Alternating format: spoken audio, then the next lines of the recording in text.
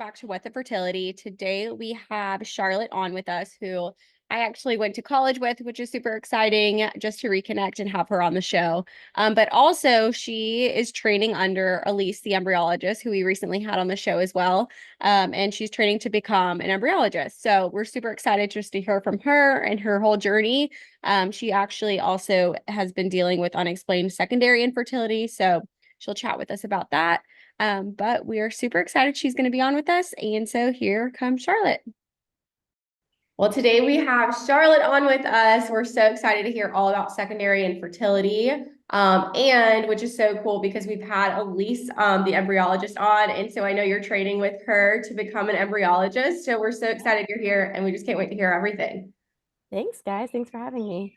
And fun fact, we went to college together. So Yes, it's so cool to it's have so like good to see you a again. moment. I know, so good to see you. So like it's so crazy just like how this infertility world can just like bring people like together Yeah. and just like connected after so many years. And you know what's so crazy is ever since sharing my embryology post, I've had more people from college reach out to Wow, me than I've spoken to in years. that's wild. Isn't Yeah, that like that was the so most cool? amount of people that have reached out to me. I didn't know this until right Oh, now. Yeah. really? Oh my gosh, that's so funny. Oh, I thought you did. Oh, hey guys. Sorry. No, that's awesome. Cool, cool. Well, since Amanda knows you, can you share for me and for listeners kind of, I guess, like when you met, got married, and then how your fertility journey started? Yeah, so my husband and I actually met in high school. We've been together since I was 16. I don't use the term high school sweethearts. I think it kind of, some people have weird things with that. But yes, we've been together since high school. Got married in 2017 and waited a little while to start. I have a prolactinoma and Hashimoto's. Um, so I've always kind of been concerned about fertility. I had always told him I wanted to get started earlier because it might not happen first try, things like that. Well, it did. So I got pregnant first try with our daughter Millie. Had a easy pregnancy, rough labor and delivery, and she was born during COVID. So that could be a whole other separate birth trauma podcast. But we had always wanted a 3-year age gap because I have an older brother and a younger brother. We're 3 years apart. Curtis has 2 brothers. They're all 3 years apart. So that's what we know. So we started trying, I guess that was last January. I got pregnant again first try. And was super excited. And it was funny because I was actually looking back at my messages ahead of this. And what's interesting is a lot of my messages to people were like, yeah, if this baby sticks, or looks like it's sticking around for now. And I don't know why I was phrasing things like that. But and then I also had that cockiness, for lack of a better word, of course it worked. I got pregnant first try last time. Right. And we went ahead and told Millie because we didn't have any reason not to. Well, on my birthday, I was getting ready for my birthday dinner, started bleeding. We were going to tell all of our friends at dinner. Obviously held off on that because of everything. And confirmed the next morning that I had miscarried. And, everything they always tell you, it's common, doesn't mean anything's wrong. But the way I operate is I immediately wanted to do research. I'm such a researcher. My degree's in biology. Even when I was pregnant, I was reading articles every day. That's just kind of who I am. But I tried to mitigate that. So tried again, immediately got pregnant again. Was a little bit more hesitant this time, obviously, to tell people. And, we started tracking HCG and making sure it was viable, but everything was doubling. And then had the first ultrasound, saw the heartbeat, decided to tell family, told Millie again. We actually had a photo shoot, like a Mother's Day photo shoot planned. And so I had her in her, big sis smock dress with the ultrasound picture and did all those photos. And I was going to announce on Mother's Day. And like the doctor even told us, she was like, at this point, we've seen the heartbeat, 95% confidence it's going to stick around. And I'm like, okay. And then, so the Friday before Mother's Day, I was just feeling really anxious about announcing. So I was like, I booked a private ultrasound. I had my sister-in-law go with me. And, privates are abdominal, and that early on, it's like hard to see anything. But she eventually found it. But she was like, it's measuring at 8 weeks. But we saw a heartbeat. And I was like, okay, I was supposed to be 10 weeks. It's measuring 8. So of course, I decided not to announce on Mother's Day. Got in first thing Monday morning, and they were like, it is 8 weeks, and there wasn't a heartbeat anymore. and they were like, rushed me into it. Well, actually, what was really funny is that the doctor that had to come in to confirm it was the doctor that delivered Millie. And I'm such a, like, I want to read the room type person. And so I was kind of like, oh, you delivered my daughter. And he kind of brushed me off, which was like made it worse almost, because I was like, I'm trying to like distract or like, relate to it. But they moved me into the other room, told me my options. And so like for the miscarriage. And I was like, well, at this point, like, one, I wanted to try again immediately. Two, I was like, well, if it's already been 2 weeks and nothing, my body's not doing anything, just go ahead and book me for the DNC. I don't want to have to labor at home, as they call it, and have to, as I know both of you have dealt with, like, that just didn't, I was not in the headspace to deal with doing that at home. So it honestly is like a good decision. Like so traumatic. And it's like, it's one of those things, it's like a hard thing of like, okay, well, I'm telling you to remove this, for lack of a better word, dead baby. And instead of letting my body try to do it its own or whatever, but I was just like, I can't do this. So anyways, they were like, again, kind of tried telling me this is normal, don't worry about it. But again, I'm such a researcher. I was like, no, that's not. And Charlotte, were you actively also going through this embryologist program at the same time, or does that come later? That comes later. So that was actually, I just finished that 2 weeks ago. Okay. And this was last May that I had the DNC. Yeah. But I remember asking my OB, like, what do we do now? When can we start trying again? And she like really wouldn't talk about it yet. She was like, let's get through this first. And I was like, no, like this is what I want to talk about. Like, tell me what I can do. Yeah. Like when do we start to do that again? And again, I got the spiel of like, typically takes 3 before we do any testing. And I was like, no, we're doing testing. Like, I'm not waiting around. Yeah. The only suggestion she really gave me was to go off a lot of the meds I was on. So like I said, I have a prolactinoma, which is a pituitary gland tumor. And I have Hashimoto's and ADHD. So I'm on Adderall, and I was on Saxenda, which was kind of like an early form of Ozempic essentially, but not same, but different type thing. And she recommended me going off Saxenda and Adderall. And I was like, that's a big, I was like, that's a big ask. I was like, yeah. And I was on those when I got pregnant with Millie. And so I was just like, and I got pregnant twice, clearly, again, on them. Yeah. But I went off them for a little bit, so started gaining weight, which also added, insult to injury. But I had them run like the full panel of everything, had an SIS, everything came back fine. I did get them to prescribe me progesterone, which was a battle within itself. Because, I don't know if y'all had that experience, but they're like, well, there's really no reason because all your tests are normal. I'm like, I don't care. The research says there's no harm. Give it to me. Right. That's the thing. There's no harm. I want it. Give it to me. Yeah. Exactly. You're willing to pay for it, so it shouldn't matter. That has been my biggest feel to so many people of like, if you have a patient who is telling me, like, is telling you, like, I don't care, like, about money. I don't care about time. I don't care about, like, I want it. Give it to me. Like, why would you say no if there's no harm? Right. I know. So had that all run around. But yeah, so I just sat there and let her like mansplain, essentially, even though it was a woman, that the reason I didn't need progesterone. And I was like, okay, but there's no downside, so give it to me. So kept on trying, didn't get pregnant, still, went through all the summer, started going to acupuncture, started trying to like clean up other aspects, skincare, cleaning products, all the things they tell you to do. Finally, I booked an appointment with a fertility clinic because I was just like, this clearly I'm not getting anywhere with my OB with this, and something has changed because I got pregnant first try 3 times, and now I'm not getting pregnant at all. So saw a fertility clinic, and again, I liked talking to them because it was the first time a doctor had really talked me through why miscarriages happen, or like for as far as we know why miscarriages happen. And like he was like, I don't think it's this because of this. I don't think you fall into this category because of this. It was the first time somebody had really actually taken that time. So I really appreciated that. But it ultimately ended with him going, just keep trying. I have no reason to believe you won't get pregnant and have a healthy pregnancy again. We know your body can do it. And I was like, great. Had that HSG, everything came back fine again.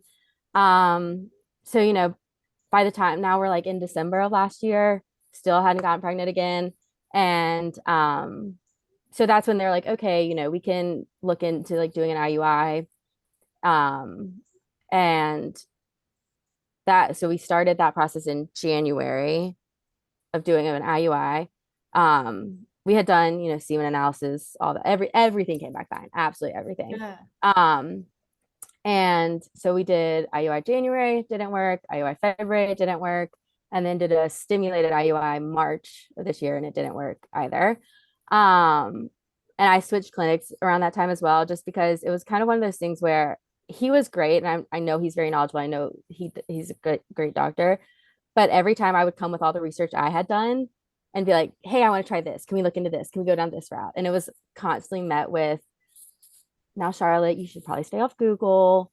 Like, where did you read that? And I'm like, I know how to find a scientific journal. Like, like, right. Like, I'm doing legitimate research. Like, yeah. And I was just like, and I was getting really fed up with that. And so I was like, you know what? Instead of like continue to fight you as well as all of this, I'm just going to go somewhere else. So switch clinics. And so after when we switched clinics, I really had talked through with her. I had done all this research in secondary infertility. And my whole theory was, because everything's coming back fine, because I got pregnant 3 times first try, the only thing that has changed was I had a D&C. I was like, so maybe something with that D&C messed up something. But my HSG was clear. And so they're like, well, the chances of there actually being anything wrong are very slim. And I was like, yeah, but like, let's just do a hysteroscopy. And at the time, my old doctor was just kind of hesitant to do that. He was like, well, if we're going to do a hysteroscopy, I'd want to go ahead and do a full like laparoscopic surgery. So you'd have to take a month off and go on birth control and do it. And I was like, that's just like, that seems so excessive. Yeah. And the new clinic, she actually sat down and was like, yeah, I think you're absolutely right. It does seem like something has changed. And I had done a lot of research into, endometritis, and how that's really common after C-section. Millie was a C-section and D&Cs. And for secondary infertility and stuff. So I was like, okay, I want to go down that route. I want to do Emma Alice. I want to get a biopsy. I want to do Receptiva. And my first doctor and he was probably right. Now I know, going through the embryology course, I know what his hesitancy was, but he never explained that to me, Mm-hmm. Anyways, so the new clinic, she was all on board. She was like, I absolutely agree. Let's take April off. Let's do a biopsy. Let's do a hysteroscopy. Let's go down that route, which is hard. It's hard to take a month off because you're like, what if that was the month? I know. What was that? I know, it's so crazy to hear your two like drastically different experiences of like, this one's like, they're both reproductive endocrinologists. So as like lay people out here, we just trust that they're going to give us good advice, but like how different. And that's so, well, and now I know that, doing a biopsy, doing MLS, doing Receptiva, there aren't great studies on it. So I understand now why he's hesitant, but the way he said it to me was just like, it's not worth doing. And that was kind of the end of the conversation. Yeah. And I had a doctor like your second one who said both. This isn't really, even if it comes back, it's not going to do anything to your care. But if you want to do it, I'm more than happy to do it. And that's what my new doctor said, which I was like, okay, thank you. Like, it felt like she was listening to me and on board with what I wanted to do. Yeah. But anyway, so, had the hysteroscopy. She said everything looked beautiful. She's like, you have a beautiful uterus. And I was like, well, tell the rest of my body that, I guess, because it's not doing what it's supposed to do. And, but while we were waiting for Emma Alice results, that took about a month. So ended up doing a natural monitored cycle in May, just because we realized we had never actually monitored my natural cycle throughout this whole process. And again, everything looked great. I had a good dominant follicle, good lining, timed it all correctly, saw the corpus luteum after all of it, still didn't get pregnant. But during that whole April and May was when, so I have to back up a little, sorry. In January, the week I decided to start doing actual fertility treatments, I got laid off from my job of 8 years. Just and like stress. Yeah, just very unexpectedly. And so that kind of leads into the embryology stuff that I'll go into later. But during that April and May break, I was kind of trying to figure out what I wanted to do with my life. And also I was making sure we had everything in place to start IVF. Because at this point I was like, I know this is the route we're headed, which is funny because like last year, I remember being like, can we just jump to IVF? I have a feeling that's where we're going to end up. Can we just jump ahead to it? And But so like that whole time I was messaging the clinic every day of like, what do you need from me? They always give you a checklist of all the things, but I wanted to make sure like I've done this, I've done this, I've done this. And like we had the financial appointment, we've done everything right. And so once we got the MLS results back and they were all clear, receptiva was clear, MLS was clear, everything again, perfectly normal. And so they're like, okay, so like you can get started with IVF. We need you to get cleared by insurance, which can take about 15 business days before we can schedule your nurse visit. And I'm like, no, no, no. I have been talking to y'all every single day for 2 months, making sure I was ready to go, that the second we got these results back, I could start stims. Yeah. I'm not waiting 15 business days for insurance. Like, what do you mean? I already did all this. But we got that all straightened out. And luckily, I got really lucky because my cycle actually lined up perfectly with their cycle. So I didn't have to do birth control at the beginning. I got to start right on stims.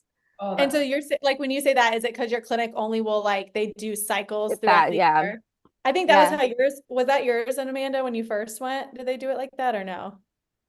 I honestly don't even remember the one in Charlotte because Michigan always puts me on birth control, but I can't remember now. It's been so many years. I'm like, I remember, know. I remember hearing that from guests and I'm like, I would lose my mind. So that's awesome that you can kind of just like do individual because I think my clinic's so small. Well, that was like the thing I was so worried about was like I'd heard horror stories, again, lack of a better word, of having to be on birth control for months and months, waiting for insurance, waiting for things to line up. And I was like, I'm not doing that. Like I've been on birth control since before I got married because I hated it so much. Yeah. I'm not doing that. And I knew like I was like, I have a very regular cycle, very regular. And so I was like, we should be able to line this up pretty perfectly. And I shouldn't have to go on birth control. And thankfully, my insurance literally the next day, they were like, oh, we heard from your insurance, you're clear, you can start. And I'm like, what's a bit of coincidence? You just told me it was gonna take 2 weeks. So okay. But so I was doing all that was happening while I was in this embryology course, which I'll just tell that story separately after I get through the journey. But so I didn't find stims that bad. I know that's probably a hot take. I didn't either. I didn't find them that bad. I know they've been horrible for some people, so I hate to say that. But and I think being in the embryology course at the time was a really good distraction because like I said, like when I was pregnant, I was doing research every single day of every stage of pregnancy. I was reading articles. I just get really involved in those sorts of things. And so I think it was a really good distraction that I was in doing something in the field and related that also kept me busy. So I think that ended up being a huge blessing. But we ended up getting 23 eggs, 20 mature, 18 fertilized. And I knew it would be really hard waiting for those results because again, I'm going through this course. I knew too much at this point.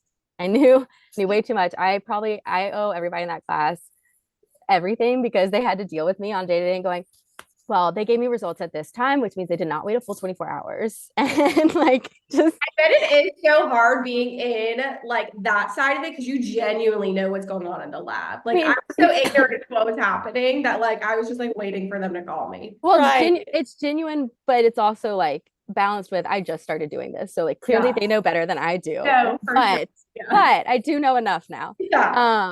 But anyway, so we ended up having 6 embryos that were biopsied and frozen. And so we did do testing just because of the 2 miscarriages, which again, I learned in my class that getting them tested doesn't necessarily improve your outcome. It just kind of gets you, maybe you're going to choose a better one possibly first. So I kept going back and forth on whether to do testing, but because of the 2 miscarriages, I was like, you know what, I would want all the answers. Let's just do it. So we did. And I knew it'd be hard waiting for those results. But we ended up, it took about 2 weeks to get those. I was going to say, yeah, that's like the harder, you're like, okay, here are my embryos, but now I have to wait another 2 to 3 weeks to know what my real final number is. Yeah. So we ended up with 4 euploid. And now we're waiting on a transfer. But yeah, I was, the whole process was just like, I just remember being like last year, just being like, can we just skip ahead to IVF? Like, why are you continually making me wait? You saw I got pregnant first try 3 times. Like waiting another 9 months to see if it happens on its own just didn't compute with me. And sure as shit, we ended up here doing IVF. So like yeah. Well, 4 embryos, that's like wild success for a first round. That's wonderful. Hope so. Hope one of them sticks. 100%. And you still through this whole experience has really been unexplained. And I know you said Hashimoto's, but you had that prior. Yeah, it's been your daughter. managed. Yeah, it's been managed for years and years. Yeah, I asked my doctor, I was like, I feel like we've gone down every route of testing. I mean, I know there's so much more you can go into with genetics and all that, but we've done all the prelim and all that came back normal. We've done some more extensive ones. They've all come back normal. And like the genetic testing you have to do when you're actually pregnant as well. All that was normal. And I said, let's say, even if one of these transfers works, if I still wanted to go down this route of trying to figure out, I don't like the idea of just having unexplained. Me Unexplained too. is not acceptable to me. That is not a thing. Literally. There's an explanation for everything. Yeah. And like, what else could we do? Like, what is left? What's left? And she was like, well, really the only thing left is to do laparoscopic surgery to see if there's endometriosis. Even though the receptiva came back negative, she was like, but outside of doing that, I really don't think there's anything else to do. And what's interesting is at my retrieval, so I've had a cyst on my left ovary they were monitoring. And so she pulled some fluid from that during my retrieval and had the embryologist look at it. And the embryologist said, it kind of looked like endometrial cells. So they have me on Lupron ahead of transfer just in case there actually is something going on. Huh. That's so interesting. Yeah, it is so interesting. It's endometriosis, and you might not know this. Is endometriosis something that can just happen after a full-term pregnancy, or do we? That's where I like, as much as I just said, I do a lot of research. That is one rabbit hole I have tried going down, and then I'm like, it's hard when you know so much about your own specific case because you're like, well, that's not exactly my case, so like maybe that doesn't apply to me. Right. And that's yeah, you said it perfectly. There's just so much. And at some point, like you have to cut yourself off, or like you're just gonna go down every route and then half of it or the majority of it's not even relative to your specific situation. Yeah. Oh my gosh. So crazy. That's where we're at. But that's super exciting that you're like prepping now for transfer and like gonna go down that route, and obviously praying that the first time works. I think, and I'm sure y'all, because I know both of you have kids, but it's my biggest thing, the whole, like, I don't mind doing all of this. I mean, obviously everybody wishes it just happened on its own, but my biggest thing has been the age gap with my daughter. That is something I've held on to so hard, and letting go of that and grieving that has been the biggest thing. Like, I don't care that we're doing IVF. I don't care that like we're having to do all these things. The hardest thing for me has just been the age gap. And luckily I do have a really close friend that her and her sister are 5 years apart, and they've always been good friends. And so I just like, I cling to that. I'm like, tell me again how you and your sister are. You're good. Yeah. You're good. Yeah. I feel that so deeply because of what just happened with us. And like so like, okay, they're gonna be like this amount of years. And so now that that's getting pushed like basically a whole nother year now, that I'm like 100% I get that. Cause I'm like, well, and like they're never waiting gonna be in school together. Now they're never this. Like you just like go through the whole like the whole life would look like. So and like doing I just completely forgot what I was gonna say, but the whole like I wanted this because of, they'd be in school together. They would do, we could do this together. And then I had pictured, a chaotic home with all these little kids running around. And as that age gap gets bigger, that's not going to be the case. You're going to have one who's not going to want to play with the other, and like all those things. But yeah, it's letting go of that has been really hard. No, for sure. And I think that's such a good point that you bring up, because obviously, I mean, it's something so real. And yes, you do have a child, but that doesn't negate that you're wanting other kids and wanting that, like that closeness and everything. So like, just because you do have one doesn't take away those feelings of what you thought could be. It's a really weird space. And I'm sure everybody who's gone through secondary infertility knows it, because like you're constantly told, like, be grateful you have one, you're so lucky you have one, especially because she came so easily. And it's not that you're not grateful, you obviously are, but it's like you're now being betrayed by your body that can do something. And you're just Yeah, like, get it already. Yeah. Come on. Like, I was why gonna say, yeah, like from my perspective, and Amanda and I both experienced infertility prior to having our first. And so I think like for me walking through that, and then even like having guests on with secondary infertility, or if I was here talking to you 2 years ago, I don't think I truly would have grasped the emotional piece of it and how difficult it is. But now that I'm walking it and that Amanda's walking it, like it's the exact same, whether there is a child at home or not. Like it is so difficult. And I think the age gap thing is very true. I'm not there yet. Like I don't think I had that type thing in my mind. But yeah. now that you guys are saying all these things, like, wait, hold No, on. don't let me stress you out. Don't worry about an age gap. Okay, and I need to say also, my sister and I are almost 5 years apart. We're like 4.5, more than 4.5, and she's literally my best friend in the whole world. We do everything. That makes We me have feel the same better. group of friends. Like we Oh, yeah. literally are best friends. Yeah. So. My mom and her sister are 7 years apart, and they have my whole life lived in the same neighborhood. They've followed each other state to state. Like they both watch my daughter every single day. I think it's the same thing with infertility. Like you have this whole plan, you have this whole picture until it comes to fruition for you. You're like, oh, this is obviously better than what I thought I wanted, but you still have to grieve what you wanted. So well, and it just made all that waiting harder. Like when they're like, okay, it's going to take a month to get results. And you're like, okay, well then that puts that here and that puts this here. And like I remember specifically waiting for the genetic testing because I was like, okay, we can't get our transfer scheduled until we get the genetic testing results back. Sorry, I have a cough. But I was like, but that'll put our transfer. And then that gets close to Millie's birthday if it works. Yeah. I'm like, I don't want them having a birthday close to each other. Like I want to be able to celebrate them individually. Yeah. And so, and I was like, I already have a summer baby. I'd like to have a fall or winter baby. And it's so silly. And it's not going to matter in the long run. You know that, like logically, I know it's not going to matter. Logically, I'll just be happy to have one whenever they come, whatever their birthday is. Fair, because other people get to choose those things. Yeah, and I did the first time. I got to choose exactly. I was like, yep, I wanted to get pregnant, and I did.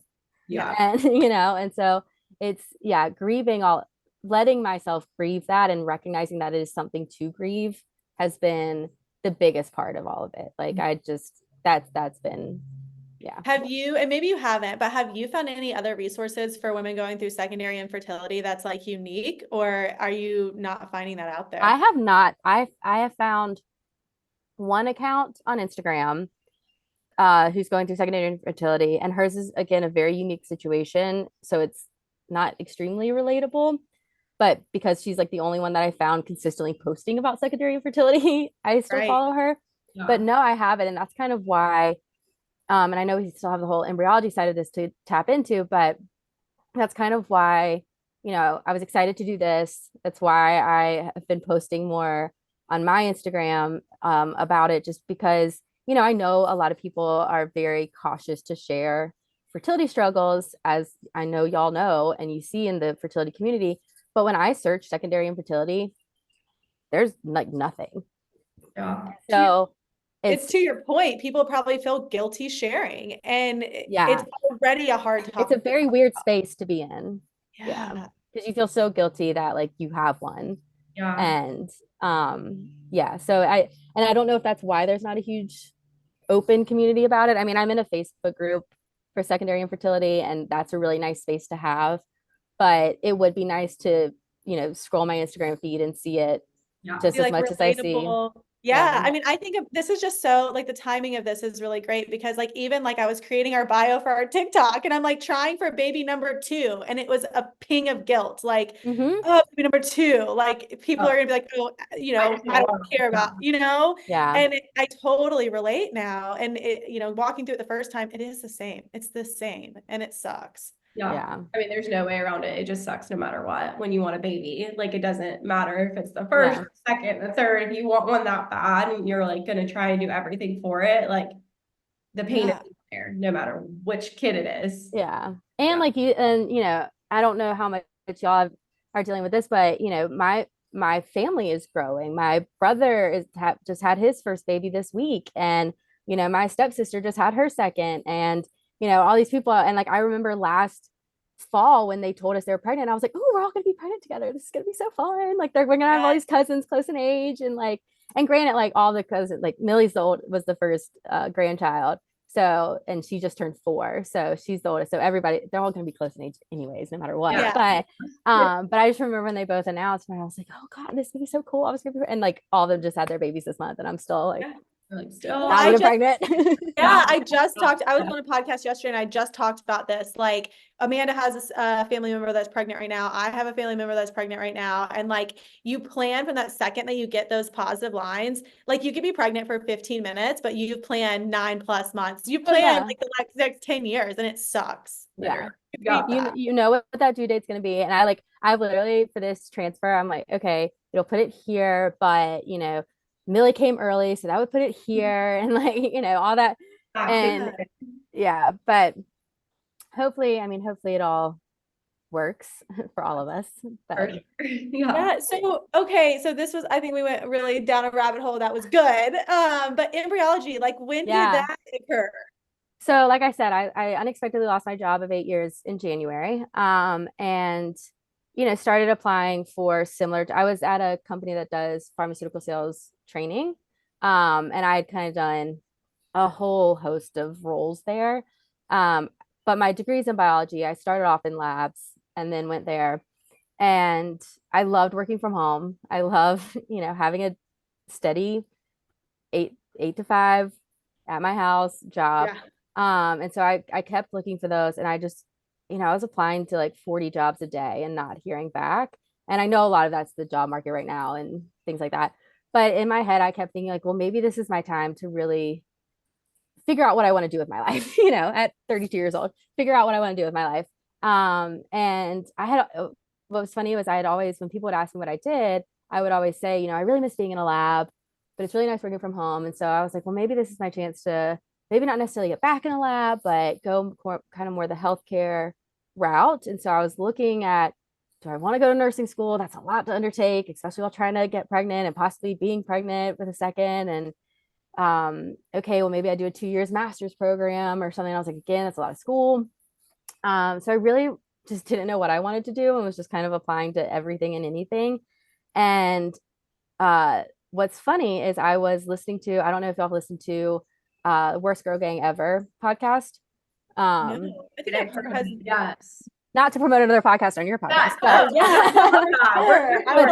for whoever. They are a UK podcast of 2 women. One of them actually, I think, is a very similar situation to UCAT. She had 7 miscarriages before finally figuring out she had to take some drug in order to sustain a pregnancy.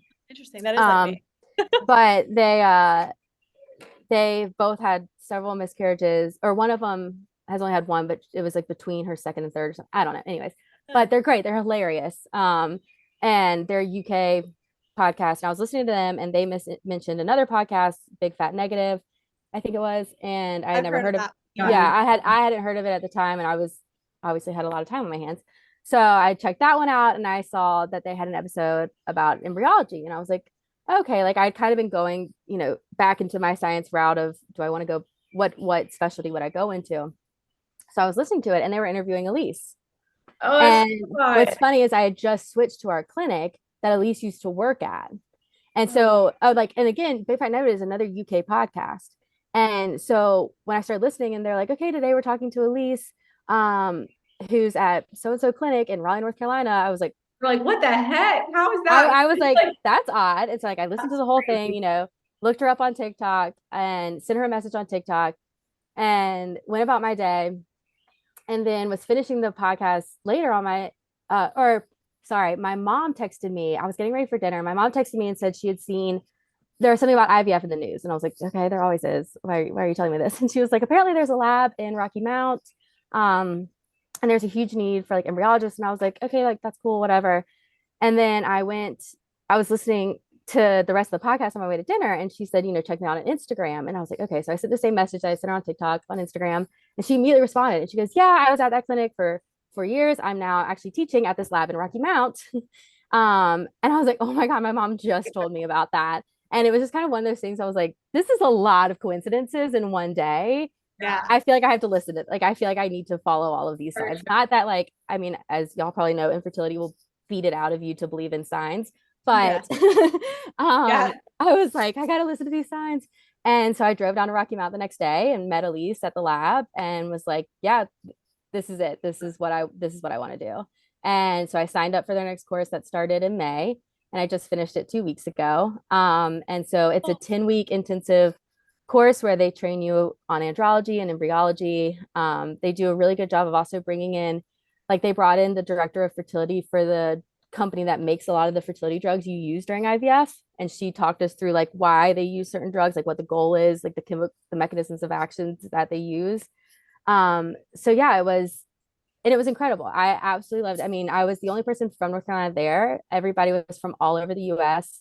In my group, there was a second group that had a few North Carolina people, but so they're all living there, and I was commuting an hour every day to go. And so it was, hard because I was gone all day, hour away. So like I couldn't take Millie to school or anything. And you're back in school. I mean, we had a test every Friday and things like that, but it was incredible. And just like, I'm so glad I found that because, and I kept having to like question myself, am I just doing that because I'm going through this right now and I'm going to lose interest once I hopefully have a successful pregnancy again? Or is this like, am I actually into it? And by week 2, I was like, no, this is what I want to be doing. So That How is beautiful. Yeah. And I want to ask this stupid question, but like, Yeah. I know you said you had your undergrad in biology. Is that right? Mm-hmm. Were you able to jump into it that quickly because you already had all that education? Like if my undergrad's exercise science, like if I was like, hey, I want to be an embryologist, Well, so I think the requirement was just 24 hard science credits. I'd have to check that. So well, it's not I probably would necessarily, have, yeah, so you probably would have that. my degree's in psychology, so I probably wouldn't. Well, yeah, you might. There was somebody there that I want to say was psychology, and then she just had to do like a few extra classes to That's do cool. it. Okay. Yeah. But There's they really options do. for everyone. But also keep in mind, I hadn't been in the lab in almost 10 years at this point, because I was at my last job for 8 years that was not in a lab at all. And so walking in there, there was two people, one girl had just finished her master's, two people had been working in like animal science labs and stuff. So I felt like I was and all of them were younger than me except for one person. And so I was like, I don't know, like, I don't know if now I'm going to be able to do this. Am I going to remember things? Like, it's like teaching an old dog new tricks, even though I'm not that old, but it was like, I always tell my husband, like now I'm also I don't know how old I am, 33, 32, 33. And I tell my husband all the time, I'm like, I wish I went to college now because I feel like I'd be so much better. Did you feel that way? Were you like, yeah, I was like, I like, there were a few times where I was never a good test taker. I didn't do great in college, but I enjoyed my classes, which is why I did biology. I thoroughly enjoyed learning the material, but I was never great at test taking. And so I was really worried about this. I was like, I know I'm going to enjoy learning this, but am I actually going to be good at it? Yeah. And I was really surprised. And it was so funny because I was the only person there who had gone through any sort of fertility issues. Because like I said, most of them were younger. All of them were younger, except for one guy in our class. And, they weren't at that stage in life yet. And so I'm sitting there going, yeah, I know that you take this drug. Yeah, I know that, like, they do this because of this, and you do that test. And everybody's looking at me like, oh, how did I'm like, you're so smart. Like, thank you so much. And isn't that cool? Like, I feel like, like my IVF was such a bust, but like, I don't ever regret going through that experience because I can relate to people like you. I can relate to people that have gone through IVF, and I like totally get it. I get it on the emotional level, the actual like to-do level. And like, I don't regret my experience at all just for what that gave me. Yeah. Yeah. I mean, it was really, really cool. And, I'm still searching for a job in the field. So that's kind of, I mean, I've had some interviews and stuff, but so I'm also now again in a weird spot of like, well, now I have this training and I know I have the knowledge, but I can't say I am an embryologist. I can't say I am an andrologist yet because I haven't actually worked in it. So it's kind of another weird spot of, trying, Well, I'm sure the timing will be perfect. And I mean, I'm sure that's hard too. Like in Charleston, I feel like we're inundated with IVF clinics, but even then there's only like 4. So you probably don't want to like move to work. So I'm sure that is a difficult situation. Yeah. I mean, everybody else in my class was willing to work anywhere in the US pretty much. And so they had a lot of options, whereas I was like, I'm already established in Raleigh. I can't really go outside of Raleigh too far. but it's a weird job market for embryologists, because training programs like what I went through are really new, and there's only 2 or 3 that exist. Most people get into the field by starting as like a lab tech and then working their way up into this specialty. And so a lot of clinics want a senior embryologist because they don't want to have to spend time training somebody. But like what I've kind of been dealing with is like, but technically on my resume, I don't have 2 years of andrology experience. But Right. the 10-week course I did kind of is the equivalent to that to some Yeah. extent. Yeah. So it's kind of a weird place to be, but That's like, I'm hopeful.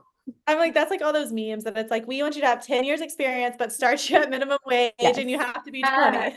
Yes, exactly. That's exactly what it is. So, but it is, yeah, it, like I said, I owe a lot to the people that were in my class because they had to deal with me while I was going through IVF. And they were very patient. And, you know, luckily I had one girl in the class that would be like, you're overthinking it. You need to, you know too much. You need to stop. Oh, that's great. Wait, so Charlotte, I know you mentioned you share a little bit on your personal Instagram. Is that Mhm. the case? Do you want to share? You just started I a TikTok, right? well, I mean, I posted a TikTok. Okay. Yeah, that's Say legit, something. especially for us 30-year-olds. Yeah. Well, Elise was very encouraging. She was like, I think you have such a unique story. I think you should, you know, share it in some way. And so the whole time I was in the class, I was like, well, you know, and you always have that hesitation of, is this going to work out? And so I was really hesitant to post like day to day. I mean, I overshare on every platform, but I was really Okay. hesitant to post that I was even going through the course like on Instagram or anything because I was like, I just don't know how this is going to end. Sure. And I don't want to come off as if I'm trying to say I am a professional in this field or anything like that or an expert. So I kind of held off and was like, you know what, I'll wait till I'm done. I'll wait till I've gone through IVF and then post. So I did post a little TikTok of just, you know, going through the course while going through IVF. And I haven't decided. I keep talking to Elise of like, do I want to like be that person that's sharing in the secondary infertility space? Like, I don't Yes. know. I think Maybe I yes, could talk to y'all and Charlotte. figure Yes, we need more people doing it. Let's Yeah. blow up Charlotte's TikTok. I What know, is right? But yeah, I think it's a really cool. I think social media is really cool. I know there's a lot of hesitation for a lot of people. And honestly, my only hesitation is like one, I don't want to have to start a whole new account. That just seems Yeah. like a lot of work. It But is. I do share Millie a lot on mine, and I know there's a lot of like, you share your kid, you not. So I've been grappling with that, but we'll see. Maybe I will. Maybe I can talk to y'all about Yeah. how the best way to go about it would Oh, be. yeah, I'll do. Well, thank I you mean, we're so not much. experts, but we'll help as much Yeah, as we yeah. can. But I was gonna ask y'all, you know, the biggest thing I learned going through IVF that I consistently did not, you know, I know that IVF infertility community is huge on Instagram, not huge, but it on Instagram, there's a lot of talk about what people don't talk about and things like that. But what I continue to not see is how it can be a full-time job to go through infertility because you have to advocate for yourself so much because there's so much like I know there's been days where I've spent 2 to 3 hours on the phone with insurance alone and I can't imagine doing that while working full time. But like have y'all had that experience or is it just my clinic or Oh, no, it's a full-time job. yeah, Full, 100%. Yeah. And just like, especially if you're somebody who does research. yes, the research, like even understanding what my results necessarily mean. Like if I get the like results before my doctor calls, then I'm like on Google. I mean, there's just like so many layers to it that 100%. I would say a lot of people probably feel that way, that it feels like a full-time job.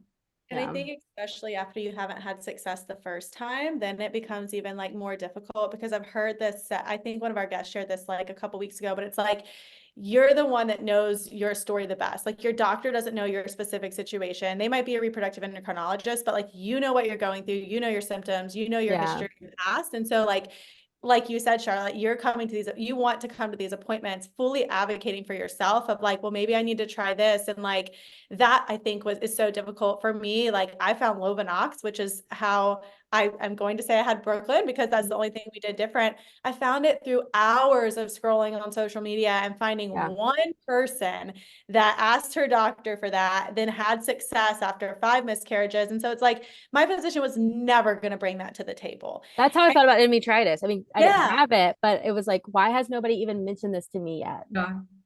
And you said it earlier, like, oh, if I don't try this month, this is the month. I feel like if I don't find this, then I'm missing, you know, I'm missing out on the opportunity. So I could not agree more. And I think like it's the same thing with research. You're just going to continue to search. And that's just like that, like idle time on your phone where you're scrolling. And like my husband said to me the other day, he's like, are you ever going to get off your phone? I'm like, yeah, but I'm looking for this, for that. Like, and it does. It's research. It's important. Yeah. So I love that you brought that up. And maybe that's what your TikTok can share. Yes. Oh my gosh, that's so good. Yeah. Yeah. It just takes so much of your brain space, right? Yeah. Like, and I know everybody's unique. There are some people who just like fully trust their doctors and go, okay, I'm going to do what you tell me to do. I'll go about my life and I'll stick to my schedule and we'll be fine. But I have to believe there's also a large portion of us that can't just sit there every day and not do something, even if that's just, okay, I'm just going to Google this today, you know, or I'm going to go down this rabbit hole today. And like, if I'm not doing at least one thing every day, I feel like I'm, you know, missing something, which I know is a whole anxiety thing, but like, how can you not, when you're going through this and like, you know, I just even, you know, having to do 100+ modules and takes quizzes before, I don't know if every clinic does that, but I remember I had to do like 50 modules before I could even get the coordination visit to get my first IVF appointment scheduled. And it's just like, it's things like that it's insane how, and like the fact that it's all with your cycle. So you're with your body. And so if you don't hit it within a certain amount of time, then you're gonna have to wait another cycle. And then you're at the mercy of insurance and you're all at the mercy of your clinic, of their scheduling. And, you know, it's crazy because they give you these protocols. They're like, yep, it's gonna be 2 weeks of this. And you're like, okay, 2 weeks from now we'll be, and it's like, no. That's 2 weeks from when you can get scheduled to get that scheduled to have the conversation about what you're going to do. And then we'll get to start doing that. And then it might be 2 weeks. And everything that you're saying, it feels like on the person, on the patient, on the one going through it, you don't have time to do that tomorrow. You don't have time to put that off if you don't feel good till next week. Like that's, I think, what's so taxing and what makes it feel like a job. Like if my insurance had not come through miraculously the next day after I had pushed, like it would have been another month. It would have been a whole nother month before I could have started stems. And it's just like, so you're saying if I had not talked to you today, this could have been another month, possibly month and a half before we would have even gotten started. And it's just, you know, it's hard to be at the mercy of, like, you understand your doctor has other patients, right? And like, they have to have a protocol because it'd be complete chaos if they didn't. So like, I get that. I also understand the side of it of your body has to naturally do things. You have to give your body time to go through things. But when it comes down to like, okay, well, we just don't have availability until the end of this month to have that appointment. That's when you're like, come on. Like, really? Like, but I know so bad. I know you're walking through that a lot right now, Amanda. Oh, yes, 100%. It's the worst. So I do. Yeah, like my clinic would not let us do anything for a transfer, even have an appointment to discuss transfer until they knew we got viable euploid embryos back. And I'm sitting there like, I'm on birth. First off, you're on birth control the whole time you're waiting, which is not fun for anybody. And second off, you're just like, you won't even let me have the appointment to discuss like what we're going to do once we get those results. Because you're like, let's just parallel this. Let's let's get it started so then they come back and we're already moving. And we can start moving. And like they would not let me. And I'm sure not every clinic is like that, but I understand why they do it because they can't block their schedules for something that might happen. But when you have patients that are pushing like me or are trying to move very quickly, like I'm sure there are some patients who are like, you know what, I have a vacation coming up, so we're going to do this another month. But when you have patients like me who are, no, get this done as quickly as possible, like, and we're willing to pay for it. Like, just give me the appointment. I'll pay for the appointment. Yeah. You have to come out of it. Well, thank you so much, Charlotte. Is there anything else? I mean, I think you did a phenomenal job sharing, you know, about secondary infertility, your new career path. But is there anything else, I guess, if listeners were in your shoes specifically with secondary infertility, that any advice you'd give them? I would love to be the person that sits here and says, you know, trust the process, believe it'll happen, enjoy the one you have. all of that. And yes, all those things are true. It took me a long time to get to the place to even allow myself to imagine what our life will be like if Millie's our only one. And I still don't fully accept it. But my only advice would just, really advocate for yourself, really actually as much as I'm sure people with anxiety tell you not to go down those rabbit holes, if it's going to give you some sense of you are doing something productive, then do it. And just advocate for yourself. Like, yes, you can trust your doctors. Yes, in theory, they are the experts. But like you said, you know your body better than anybody else. You know your goals, you know what you want. And they're dealing with so like hundreds of patients. So they can't, as nice as they may be, they are not sitting there every day going, how can I help her today? What can we do to get this moving for her? And you have to be that person for yourself. But then also while pushing for your dreams and advocating for yourself, enjoy the time you have with the one. And that's way easier said than done. I remind myself of that every day as I sit there and scroll and research. I'm like, hey, the one you do have is right in front of you. Like, pay attention, and I've been trying really hard to accept that she might be our only one. And luckily she's a great one. Not that any aren't, but she is a great one. I've also had to really process, like I said earlier, we had a lot of birth trauma and postpartum issues that we had to work through. And so a lot of the reason I thought I wanted a second was to get like that redemptive birth experience, and knowing that might not happen. I mean, I always knew that even if we did have a second, that might not happen. But at least if we had a second, I would know like, okay, these are just my birth stories and that's fine. But just giving yourself the time to sit with those feelings and process it and accept it to the extent that you can has kind of been, and talk about it. Like, just talk to people about it. That has been the craziest thing, is I have found that the more I talk to people, the more either they can relate or they go, I had no idea. And I think both are very important. I love it. Well, thank you so much for being on. It was so good to see you again and just chat with you. And we appreciate it. We're praying for you for your transfer and obviously your career path. And we hope you get a job here soon. And we just can't wait to continue to watch your journey. Yeah, y'all too. I can't wait to see how everything works out for y'all.